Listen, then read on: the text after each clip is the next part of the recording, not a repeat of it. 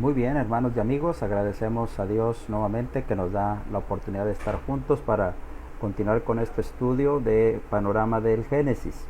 Gracias por estar con nosotros a través de Facebook, a través de esta plataforma La Luz en mi Andar. Les damos la bienvenida a todos. Como ustedes saben, pues hemos estado estudiando ya por varias semanas el periodo patriarcal, el cual abarca desde el capítulo 12 del Génesis y hasta el final del libro, que contiene obviamente la historia de los patriarcas, estos hombres que le dieron origen a la nación hebrea.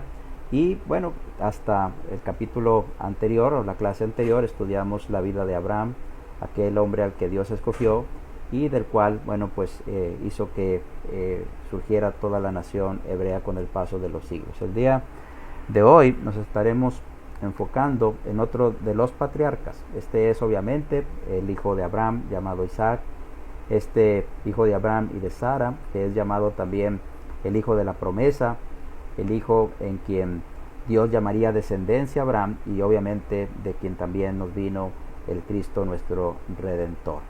Así que hemos visto ya algunas cosas con respecto al nacimiento de Isaac, pero ahora nos centraremos en algunos detalles sobre su vida. Y lo primero que le quiero mencionar es acerca del significado de su nombre. Isaac significa simplemente risa. La razón por la que significa risa es porque, por la que se le puso este nombre más bien, es porque sus padres se rieron, en el caso de su papá cuando se anunció su nacimiento, y en el caso de su mamá cuando se le hizo la promesa de que según el tiempo de Navidad, ella iba a concebir a un hijo. Todos sabemos, hermanos, que en esta historia, especialmente por lo que estudiamos la clase pasada, pues el origen de Isaac, hermanos, está lleno de la intervención divina. Fue procreado por Abraham y Sara cuando era humanamente imposible que por el lado de Abraham él pudiera engendrar y por el lado de Sara ella pudiera concebir. En el libro del Génesis se nos habla de la edad de Abraham, casi 100 años, y de la edad de Sara, que obviamente pues era 10 años menor que él, 90 años, pero además de eso era estéril y además dice que le había cesado también la costumbre de las mujeres. El apóstol Pablo en Romanos capítulo 4, verso 18 al 21, dice que, hablando acerca de la fe de Abraham, que él creyó en esperanza contra esperanza, y luego dice también que no se debilitó en su fe, considerando su cuerpo que era casi como muerto. Esto nos habla de la debilidad o de la posición física en la que estaba Abraham en ese momento de su vida como para poder engendrar un hijo, pero luego dice también y la esterilidad de la matriz de Sara. Por lo tanto sabemos que Dios, hermanos, viendo la fe de Abraham, la fe de Sara también intervino en ambos para lograr su propósito y que esa promesa que Dios le había hecho a Abraham cuando estaba en Ur de los Caldeos, bueno, finalmente se cumpliera.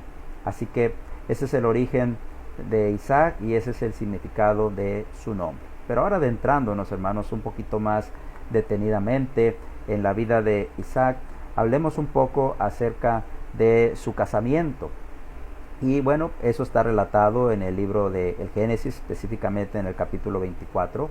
Este es uno de los capítulos más largos de Génesis, tiene 67 versículos. Y obviamente no lo veremos detalladamente. Yo le sugiero que en estas clases, usted por su parte, si me está siguiendo, pues durante la semana se dé a la tarea de leer los capítulos que aquí vamos abarcando para que pueda tener una mayor información de lo que aquí vamos diciendo y pueda complementar las enseñanzas que estamos tratando de dejar.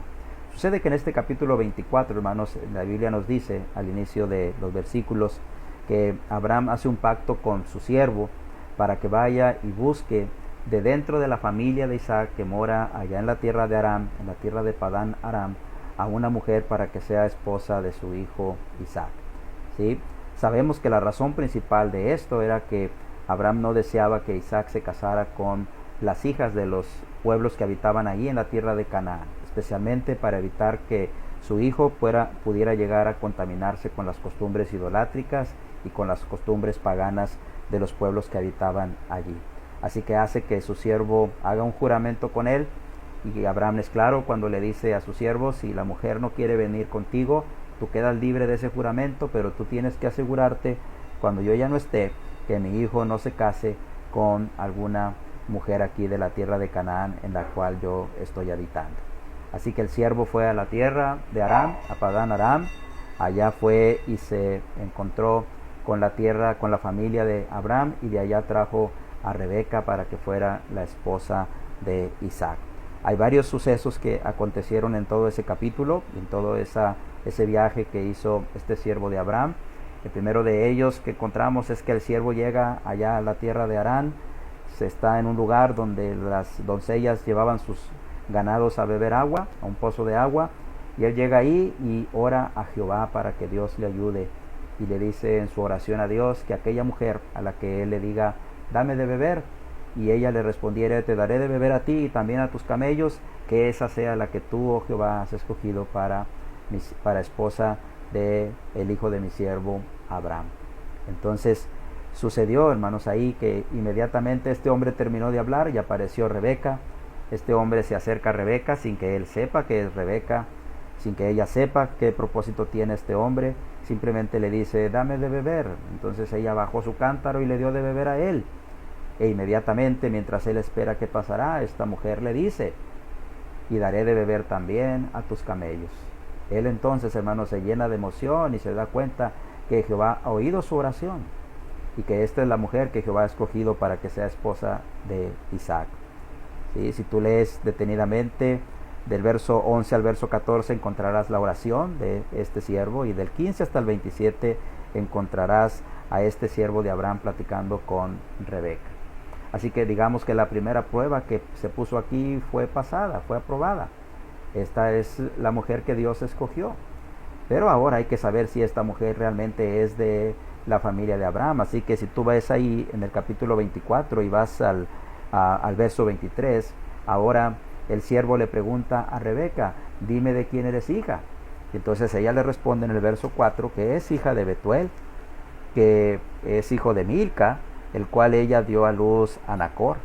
Entonces él entendió inmediatamente que se trataba de la familia de Abraham. La segunda prueba había sido superada aquí. Él está lleno de emoción, y entonces dice el verso 27 que adoró a Dios, hermano, este hombre. Inclinándose, dice el verso 26, adoró a Jehová. Entonces, antes de seguir adelante en la historia, bueno, aquí vemos algo sorprendente. Cómo la fe de alguien, la fe en Dios, la fe verdadera de alguien, puede impactar la vida de otros. Sí, he conocido personas que son cristianos, y ellos impactaron la vida de otras personas con su fe. Al paso ellos también vinieron a ser cristianos porque fueron persuadidos a través de la fe que sus conocidos o su familia les mostró. Esto es lo que estaba pasando aquí con este siervo de Abraham. Este siervo de Abraham, hermanos, oraba como Abraham oraba, y adoraba a Dios como Abraham lo adoraba. Esto es visto aquí.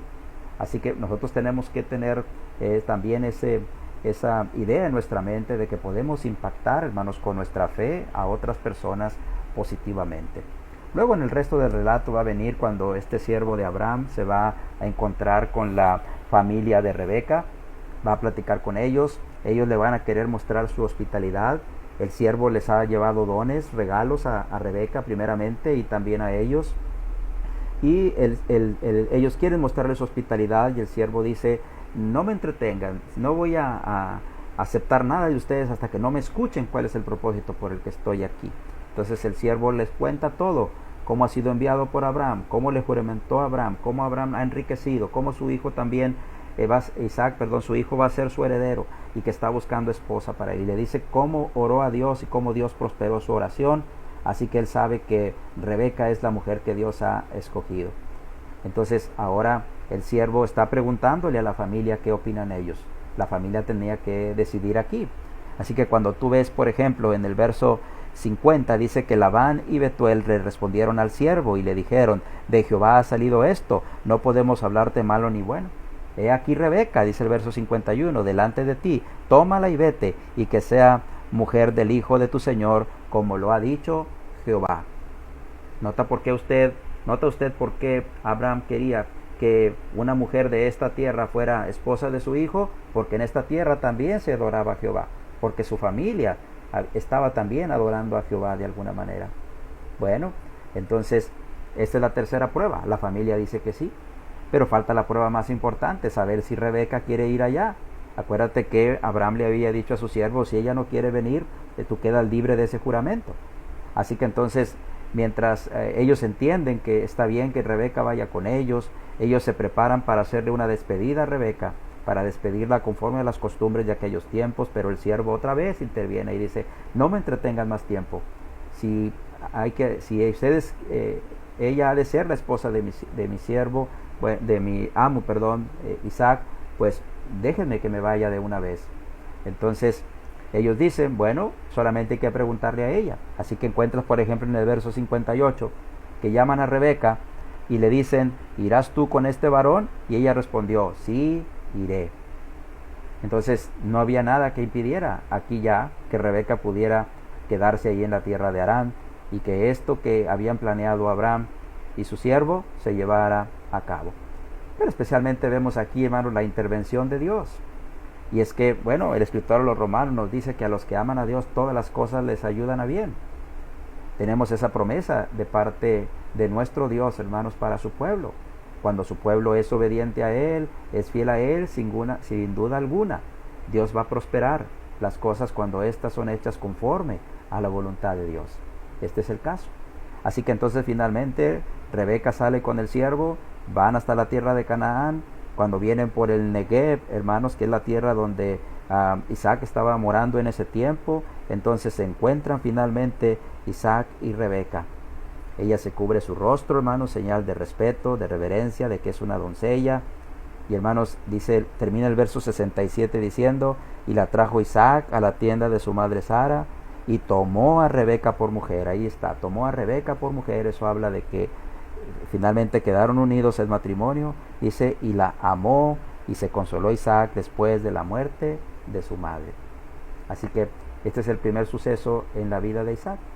Un aspecto interesante que quiero ver adicionalmente aquí en este verso 67 es donde dice, y la amó. Algo interesante en Isaac, hermanos, es que es el único de los patriarcas que es mencionado teniendo una sola esposa. De Abraham conocemos que se casó con Sarai, que tuvo a Isaac con Sarai, pero también sabemos de Cetura y también sabemos de Agar. En el caso de Jacob van a ser 4 mujeres de las que descenderán sus 12 hijos o nacerán sus 12 hijos. No es este el caso de Isaac. De Isaac solamente se va a mencionar a su esposa Rebeca. Entonces sobresale ahí que diga aquí que la amó. Ahora, ¿qué otro suceso hay, hermanos, en la vida de en la vida de Isaac? Bueno, otro suceso interesante en la vida de Isaac, obviamente, pues es el momento cuando sus hijos nacen y que está relatado ahí en Génesis capítulo 25, verso 19 hasta el verso 26. Llama la atención, hermanos, en los primeros versos, especialmente en el verso 1, que Isaac, capítulo 25, verso 20, que era Isaac de 40 años cuando se casó con Rebeca. Pero también llama la atención ahí que dice que era estéril, y entonces dice también que Isaac oró a Dios por un hijo, y finalmente Dios les concedió tener un par de hijos, a Esaú y a Jacob. Pero algo que quiero que vea al final del verso 26 es la edad que tenía Isaac cuando Rebeca dio a luz a Esaú y a Jacob, y dice que era Isaac de edad de 60 años cuando ella los dio a luz. Aparentemente la Biblia dice a los 40 años se casó y era estéril, lloró para que Dios quitara la esterilidad de su esposa, y esto sucedió. Pero hasta el final del relato se nos dice cuántos años pasaron para eso, ¿sí? O sea que Dios, hermanos, respondió a los 60 años de la vida de Isaac. O sea que 20 años, hermanos, pasaron aquí, ¿sí? Entonces a veces nosotros oramos a Dios, hermanos, y tenemos que tener paciencia y tenemos que tener constancia en la oración para que Dios responda nuestras oraciones. Dios a veces responde de inmediato, como lo hizo con el siervo de Abraham. Dios a veces responde con el tiempo positivamente, como lo hizo aquí con Isaac y con Rebeca. Pero, hermanos, va a haber ocasiones en que Dios va a decirnos que no, porque es su voluntad. Pero en este caso, hermanos, bueno, fue voluntad de Dios que con el paso del tiempo ellos pudieran tener a sus hijos. Así que nota luego lo que dice en el verso 22. Y dice al final del verso 21 dice que concibió Rebeca su mujer. Y los hijos luchaban, dice, dentro de ella, y dijo, si esto es así, ¿para qué vivo yo?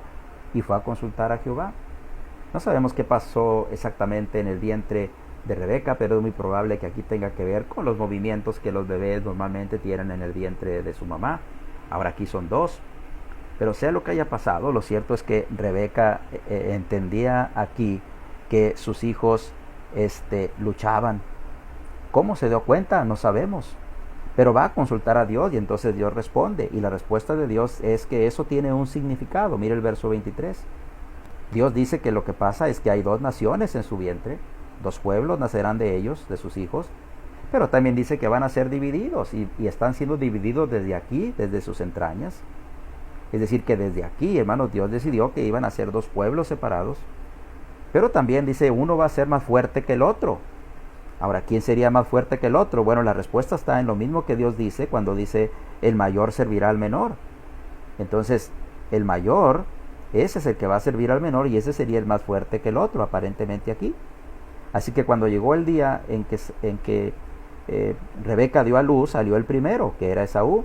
Y era velludo, como una pelliza, dice aquí, rubio. Y fue llamado Esaú. La palabra pelliza, hermano, significa un pedazo de manto, un pedazo de piel que está áspero, que está rústico, que, hermanos, no se maneja con facilidad. Entonces, la palabra Esaú, eso es lo que significa, algo áspero, algo rústico, algo rudo. Hace referencia a eso, a un pedazo de manto de piel. Ahora, luego salió el segundo hijo, y este es llamado Jacob. Y es llamado Jacob, y Jacob significa el suplantador, o el que suplanta, o el que toma el lugar de alguien más. Y su mano venía trabada al calcañar de Esaú. Ya desde aquí, hermanos, se empieza a cumplir lo que Dios le había dicho a Rebeca. El hecho de que Jacob viniera tomando el tobillo de Esaú, da a entender lo que Dios había dicho, que el mayor iba a servir al menor. Luego van a suceder otros eventos en la vida de estos dos hombres que van a marcarlos y marcarán también la vida de Isaac y que tendrá que ver con todo esto que está aquí. Ahora, y esto aparece precisamente aquí, hermanos, en el capítulo 25, verso 27 hasta el verso 34, cuando tenemos el suceso de que una vez que estos crecieron, hermanos, bueno, pues Esaú llegó al momento en que despreció su primogenitura. Y entonces se empieza todavía a cumplir más lo que Dios había dicho de que el mayor iba a servir al menor. La razón es aquí, Esaú va a vender su primogenitura a Jacob. Bueno, el relato nos cuenta primero los oficios que tenían ambos hijos de Isaac. Esaú, por un lado, se dice que era un hombre diestro en la casa, era un hombre de campo, era un hombre que le gustaba andar en el monte, cazar animales y traer la casa a casa y que la familia pudiera disfrutar de lo que él podía cazar. Así que su padre estaba en realidad encantado con eso. Sin embargo, de Jacob se nos dice que era un hombre quieto, que era un hombre que habitaba en tiendas y por lo tanto tenía una muy buena relación con su mamá. Note que dice la escritura en el verso 28 que amó Isaac a Esaú porque comía de su casa, mas Rebeca dice amaba a Jacob. Y sucedió, hermanos, que de repente un día Jacob guisó un potaje y Esaú estaba volviendo del campo y venía cansado a través de las labores que había realizado durante todo ese día, y entonces viene hambriento y le dice a Jacob que le ruega que le dé de comer de ese guiso rojo. Dice, pues estoy muy cansado, y dice, por tanto fue llamado su nombre Edom. Edom, hermanos, Esaú va a ser conocido como Edom tiempo después, y va a ser por este suceso en el que él vendió su primogenitura a cambio de un plato o de un guiso rojo. La palabra Edom significa rojo. Y Jacob le respondió, bueno, véndeme en este día tu primogenitura. ¿Sí? Entonces él dijo, pues si yo me voy a morir, ¿para qué pues me servirá la primogenitura? Entonces él despreció su primogenitura. Tal vez Esaú lo hizo sin pensar. Tal vez, hermanos, en realidad él sentía esto aquí y decía, pues si finalmente todos nos vamos a morir, ¿qué importa que yo sea primogénito o no? Así que despreció su primogenitura. Así que entonces Jacob toma ventaja de esto y le dice, júramelo. Y él le juró en aquel día. Entonces, si él había jurado, ya no podía retractarse de lo que había hecho. Así que entonces el verso 34 dice que Jacob dio a Esaú pan Y el guisado de las lentejas, aquí se nos dice de qué era este guiso rojo, era de lentejas, y entonces comió y bebió y se levantó, y termina el verso diciendo, así menospreció Esaú la primogenitura. Cuando tú vas a la carta a los Hebreos, Hebreos capítulo 12, verso 16, nos dice que no seamos como Esaú, profanos, que por un plato de lentejas vendió su primogenitura, aunque después, hermanos, la reclamó, ¿sí? Y la solicitó, hermanos, de una manera tremenda, pero ya no pudo en realidad hacerse nada. La enseñanza de los hebreos es en razón de que nosotros como pueblo de Dios entendamos que podemos vender nuestra primogenitura por cualquier cosa, es decir, perder nuestra relación con Cristo por cualquier cosa, y tal vez ya no vayamos a tener oportunidad de procurar nuevamente nuestra relación con Cristo. Hay personas que se alejan del Señor y se alejan del Señor para siempre, y ya el Señor no les da oportunidad de regresar. O ellos realmente se enredan tanto en el pecado, hermanos, que ya realmente es imposible que salgan de ahí. Pero aunque Dios les ama y tiene todo su amor y misericordia y anhela que regresan a Él, acuérdate de la enseñanza del hijo pródigo, pero a veces los hombres ya dicen que no. Si usted se ha alejado de Cristo, es tiempo de que vuelva a Él, porque tal vez ahorita tenga la oportunidad, pero no sabe si mañana va a procurarla con insistencia y ya no va a poder tener esa relación con el Señor. Ahora, ¿por qué tanta importancia, hermanos, en la primogenitura? ¿Qué significaba este asunto de la primogenitura? Bueno, esto era algo realmente de mucho valor, hermanos, en los tiempos antiguos, por tres cosas principales. La primera, porque el primogénito era el que recibía la bendición del Padre al momento en que el Padre, hermanos, estaba a punto de morir. Era el que llamaba principalmente el Padre para dar la bendición, y aunque a los demás les pudiera decir otras cosas, a él le decía o le deseaba lo mejor de la vida para él. La segunda cosa es porque el primogénito recibía 2/3 partes de la herencia del Padre. Cuando el Padre moría, todo lo que el Padre tenía, 2/3 partes, todas esas 2/3 partes eran para el primogénito, y la tercera parte que sobraba era para repartirse entre el resto de los hijos del Padre. Y una de las razones también importantes, hermanos, de la primogenitura era porque en ausencia del Padre, el primogénito era el que tomaba el liderazgo. La pregunta es, ¿habrá pensado en todo esto Esaú en el momento en que dice, ¿para qué quiero la primogenitura si al fin y al cabo me habré de morir? Tal vez, hermanos, ni siquiera lo pensó, pero al final de cuentas, hermanos, esto le va a traer graves consecuencias en su vida. ¿Qué otro suceso, hermanos, tenemos en la vida de Isaac? Bueno, hay otro suceso, hermanos, en la vida de Isaac que es bien interesante, y es especialmente cuando él tiene que ir a vivir a la tierra de Gerar, según se nos cuenta esto en el capítulo 26 del Génesis. En el verso 1 se nos dice, hasta el verso 2, se nos dice la razón por la que fue a morar allá. Dice que hubo hambre en la tierra en aquel tiempo, además de aquella primera hambre que había habido en el tiempo de Abraham su padre, e Isaac tiene que ir a morar allá. Pero el verso 2 también nos dice que fue a morar a Gerar por razones de que Dios le pidió que fuera allá. Dios, en su omnisciencia, tal vez pudo ver que si se quedaba en aquella tierra, el hambre que había no iba a ser posible que él sobreviviera. Entonces Dios tiene cuidado de su pueblo. Tal vez Isaac estaba pensando ir a Egipto. Egipto siempre ha sido un lugar donde ha habido siempre producción en aquellos años. Entonces era fácil que ahí pudiera subsistir. Pero Dios le dice, no vayas allá, sino ve a la tierra de los filisteos, a la tierra de Gerar, como su padre había ido. Entonces Isaac va allá, pero antes de que vaya, en el verso 3 al 5, Dios le confirma la promesa a Isaac de que la misma promesa que le hizo a su padre Abraham se la está haciendo a él, y le dice, esta tierra en la que estás la voy a dar a tu descendencia, te voy a multiplicar también a tu descendencia, vas a ser una gran nación. Pero fíjese que también le dice, y las naciones de la tierra serán benditas en tu simiente, verso 4. Y entonces, hermanos, es probable que Dios haya hecho esto aquí para que Isaac fuera con confianza a la tierra de Gerar, sabiendo que al final de cuentas esa tierra iba a ser para su descendencia. Llama la atención que aquí se repita la promesa de bendecir a todas las naciones a través de la simiente de Isaac, como lo había hecho también a través de la simiente de Abraham. Así que, sin embargo, después, hermanos, va a venir aquí otro suceso desafortunado en estos hombres de Dios. Fíjate cómo el resto de la historia, en el verso 6 y en el verso 7, o el verso 6 en adelante más bien, se nos cuenta cómo Isaac mintió al igual que su padre Abraham sobre su esposa. En el verso 6 dice que habitó en Gerar, y los hombres de aquel lugar le preguntaron acerca de su mujer, y él respondió, es mi hermana.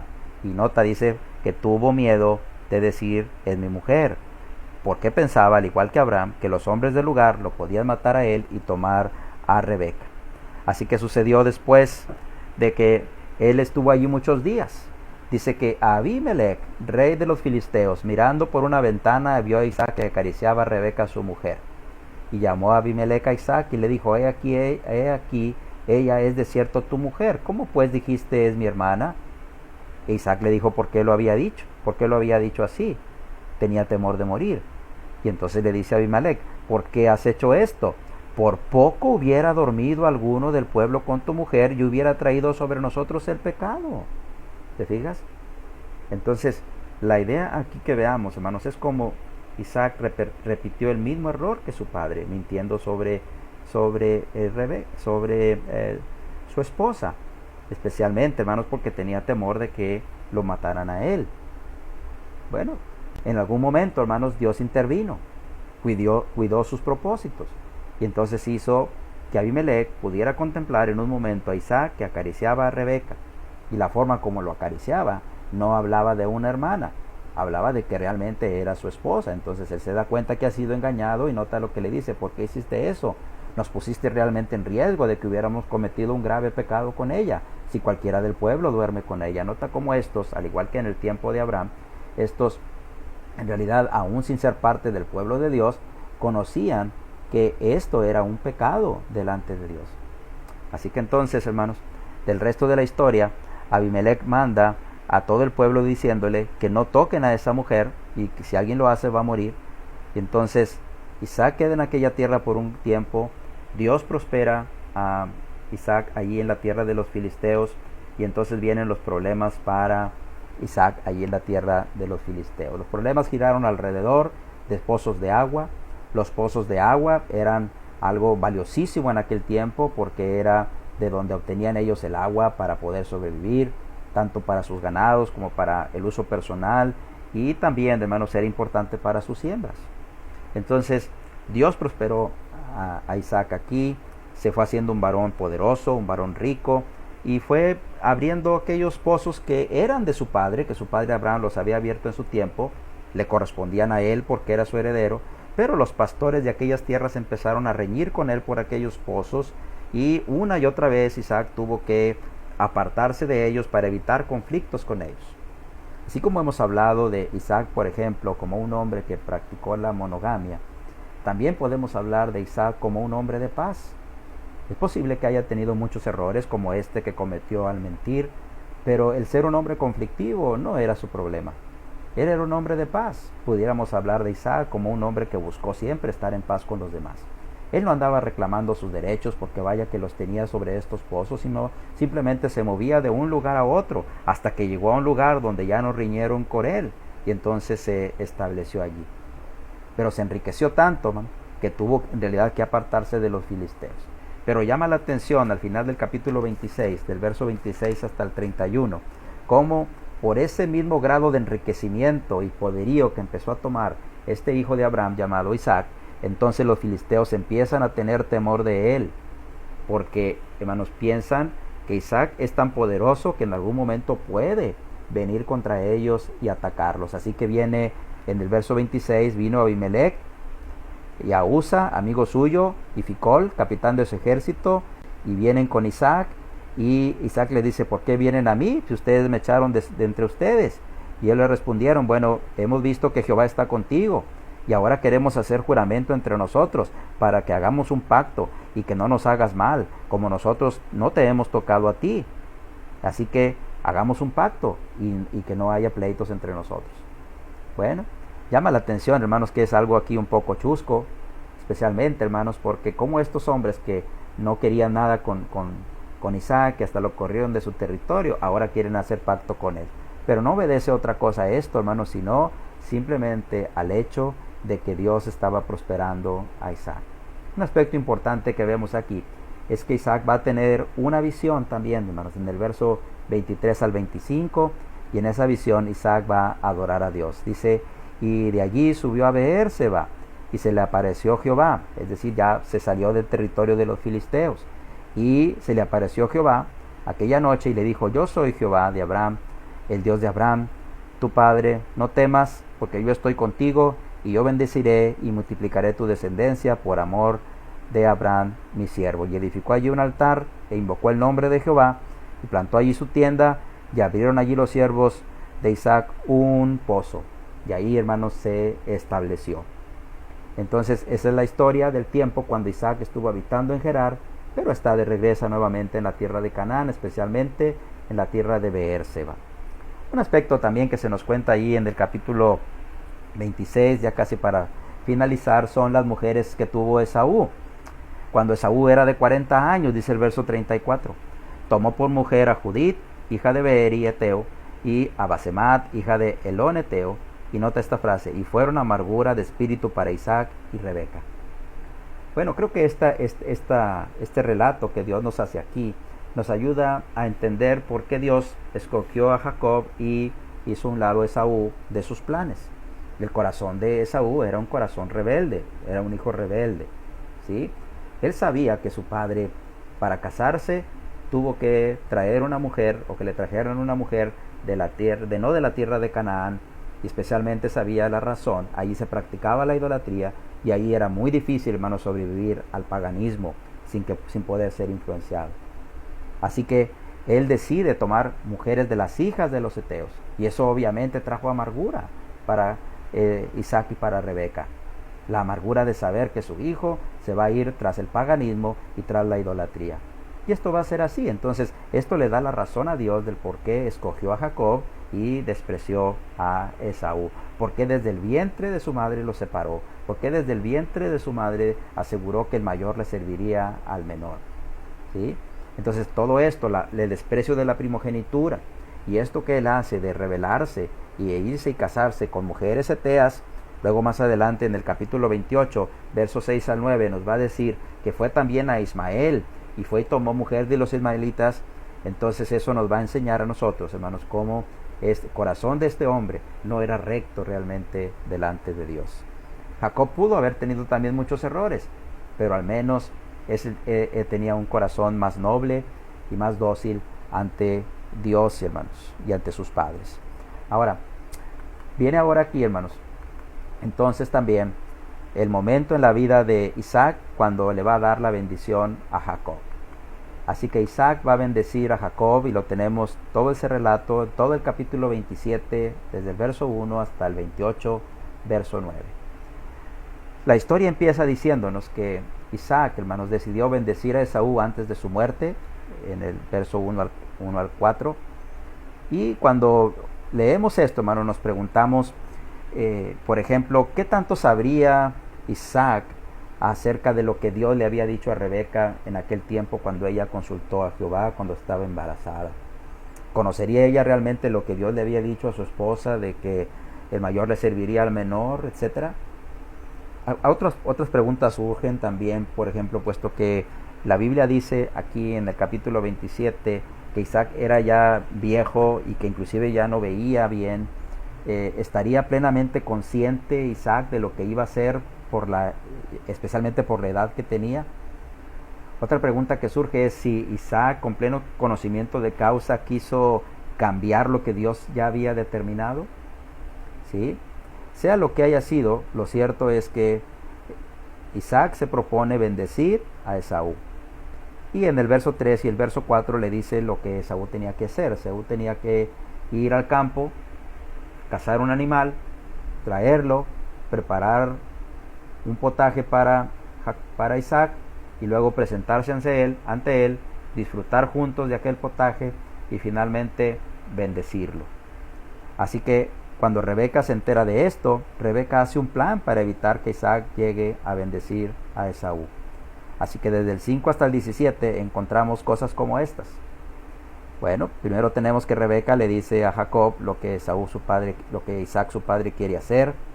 Así que le dice, trae de las cabras 2 buenos cabritos, los voy a preparar como yo sé que a tu padre le gustan y él te va a bendecir a ti.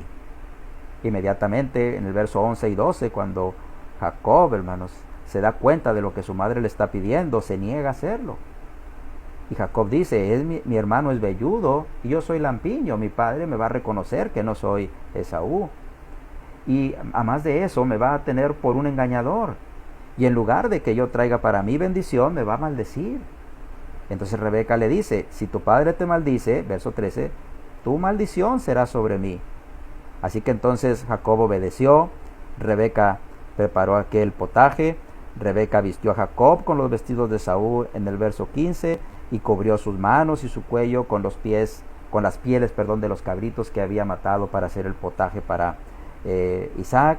Y entonces Jacob va y se presenta ante Isaac para recibir la bendición.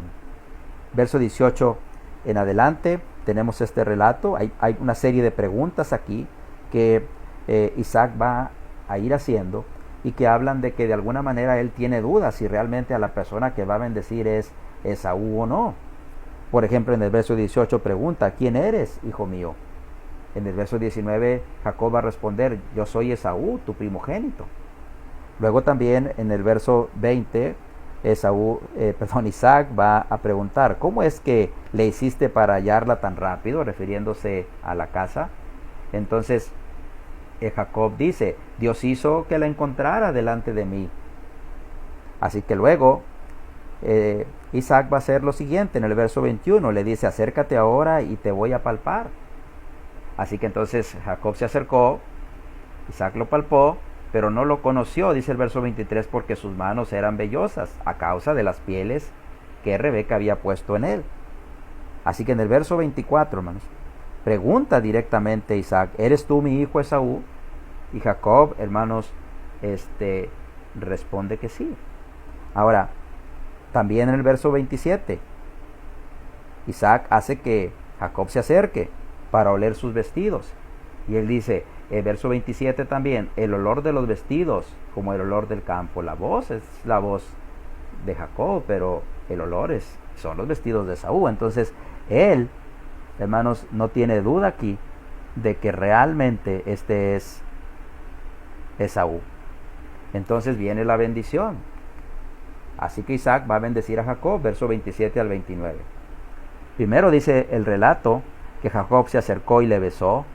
Y olió Isaac el olor de sus vestidos y lo bendijo diciendo, mira el olor de mi hijo. Es como si Isaac estuviera hablando a Dios, mira el olor de mi hijo, como el olor del campo que Jehová ha bendecido. Dios pues, ahora sí aquí está la bendición, Dios pues te dé del rocío del cielo, es decir, toda bendición del cielo, todo lo que el cielo nos da, lluvia, nieve, frío, calor, etcétera. Y las grosuras de la tierra sean también para ti, es decir, todo lo que la tierra produce, cosechas, frutos, todo lo que la tierra nos da. Y abundancia de trigo y de mosto, abundancia de comida y abundancia de bebida. Y luego le dice, y sírvante pueblos, es decir, remarcó aquí su supremacía sobre muchos pueblos. Y naciones se inclinen a ti, y sé señor de tus hermanos. Sé señor de tus hermanos indica que toda la bendición de los hombres es para Jacob aquí. Toda la bendición de la familia es para Jacob. Y se inclinen ante ti los hijos de tu madre, y malditos los que te maldijeren, y benditos los que te bendijeren. Así que, ¿qué más le podía dar a Esaú como bendición? En el verso 39, hermanos, Isaac pronuncia una bendición corta también para Esaú, pero no tiene nada que ver con la bendición que le dio acá a Jacob, del verso 28 hasta el verso 29. Así que después de que Isaac acabó de bendecir a Jacob, entonces sucedió, hermanos, que llegó Esaú, su hermano, con la casa, e hizo también guisados, los trajo a su papá, y le dijo, levántese padre, y coma de la casa de su hijo para que me bendiga. Entonces su padre dijo, ¿quién eres tú? Y él dijo, yo soy tu hijo, tu primogénito. Y se estremeció Isaac, dice, grandemente. Y dijo, ¿quién es el que vino aquí y trajo casa? Y me dio y comí todo antes que tú vinieses. Y luego nota esto, yo lo bendije y será bendito. Ya no se podía cambiar de ninguna manera esta bendición que Isaac había proferido para Jacob. Entonces, hermanos, Esaú va a clamar, como dice el escritor a los hebreos, por una bendición. E Isaac le responde en el verso 37, yo le he puesto por señor tuyo y le he dado por siervo a todos tus hermanos. Le proveí de trigo, de vino, así que, ¿qué pues te puedo dar a ti, hijo mío? Y Esaú contestó, no tienes más que una sola bendición, padre mío, bendíceme también a mí. Y alzó Esaú su voz y lloró. Era imposible ya que fuera bendecido. ¿Qué hubo, hermanos, como consecuencia de esto? Bueno, pues como consecuencia de esto, Jacob tuvo que huir de Esaú. El capítulo 27, verso 41 nos cuenta que Esaú se propuso matar a Jacob tan pronto su padre muriera. Estas palabras llegaron hasta Rebeca.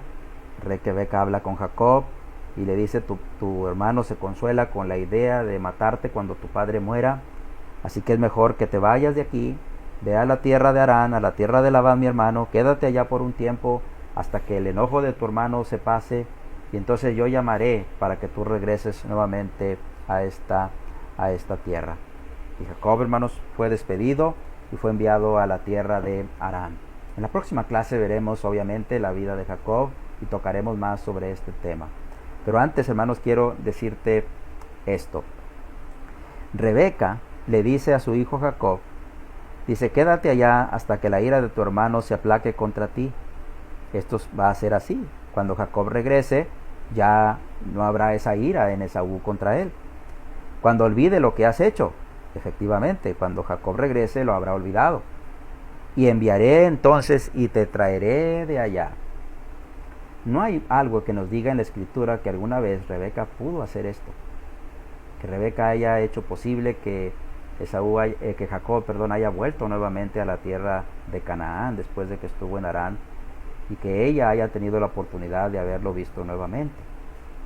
No dice la Biblia eso, tampoco podemos asegurar que no haya sido así, pero en realidad parecería ser como que Jacob, hermanos, ya no vio a su mamá ni su mamá a él después de este tiempo.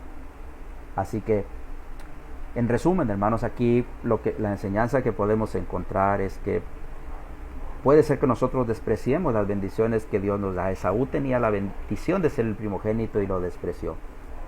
Y luego, hermanos, estemos nosotros reclamando esas bendiciones cuando realmente nosotros somos los culpables de haberlas despreciado. La bendición mayor que tenemos, hermanos, los hijos de Dios, es la salvación que tenemos en Cristo. Y muchos a veces la hemos despreciado, y no todo el mundo tiene la oportunidad de regresar a Jesús. Si usted se ha alejado de Dios, es el tiempo de que regrese. Si usted ha despreciado al Señor Jesucristo, es el tiempo que reaccione para que no le pase lo que Esaú, que por un plato de lentejas vendió su primogenitura. Regrese al Señor. El Señor es misericordioso, le ama y quiere que regrese nuevamente a estar en comunión con Él.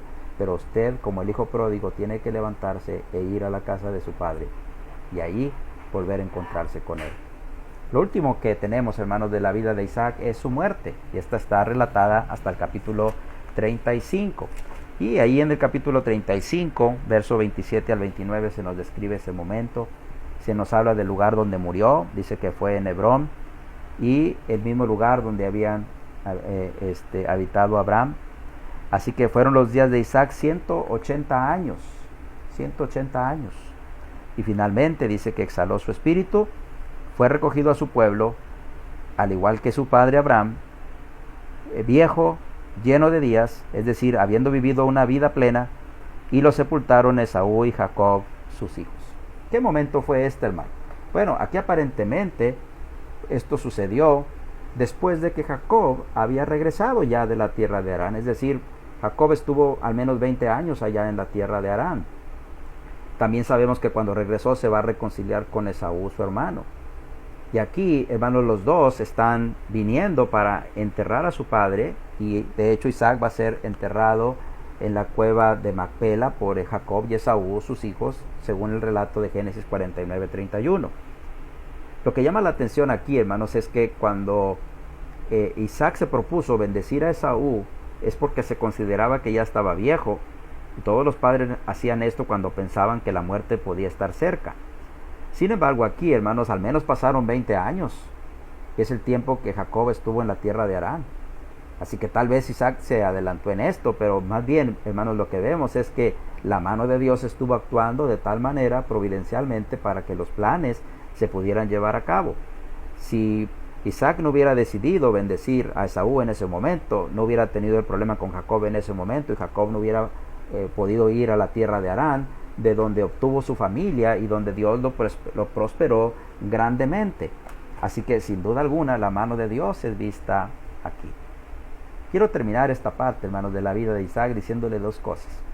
De Isaac es del patriarca, hermanos, que menos se nos cuenta en las escrituras. Pero Isaac tal vez es de los más importantes de los patriarcas, hermanos, del pueblo de Israel. Especialmente porque Isaac es un tipo de Cristo, como vimos esto la semana anterior. Especialmente, hermanos, por esa razón, porque de él es que va a descender Jacob, a quien Dios va a escoger aquí como en quien va a continuar la línea mesiánica, y de Jacob los 12 patriarcas, y de los 12 patriarcas toda la nación de Israel, de la cual finalmente nacerá nuestro Cristo Redentor. Así que el estudiar la vida de estos patriarcas es de gran importancia para poder entender posteriormente las enseñanzas del Nuevo Testamento respecto a la nación de Israel, pero especialmente respecto a todos los planes que Dios hizo y cómo estos se cumplieron, hermanos, para redimir al hombre de su pecado. Dios le bendiga en esta noche. Gracias por haber estado conmigo nuevamente. Recuerde que cualquier pregunta que usted tenga, con mucho gusto estamos a sus órdenes para poder aclararla. Quiera Dios que el próximo viernes podamos vernos nuevamente y podamos entrar ahora a estudiar la vida de otro de los patriarcas de Jacob en este periodo patriarcal que está relatado en este libro maravilloso del Génesis. Dios les bendiga.